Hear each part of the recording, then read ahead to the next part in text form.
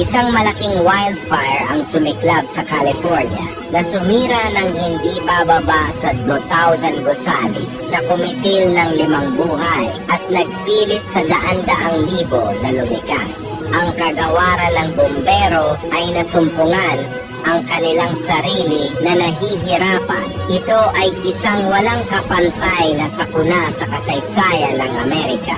Kapag dumating ang isang mabagsik na apoy, ang isang mansyon na nagkakahalaga ng 10-10 milyon ay maaaring maglaho sa ilang sandali. Ang isang marangyang kotse na nagkakahalaga ng 1 milyon ay maaaring agad na maging abo. Sa sandaling iyon, naramdaman ng mga tao ang malalim na kalungkutan habang ang kayamanan, mga tahanan at mga sasakyan na kanilang pinaghirapan ay nawala magdamag. Ano sa mundong ito ang tunay na walang hanggan? Ang tanging walang hanggan ay ang ating ugnayan sa Diyos. Kaya't habang tayo ay nabubuhay pa, unahin natin ang Diyos, sapagkat Siya ang susi sa ating walang hanggang buhay. Kung ikaw ay handa,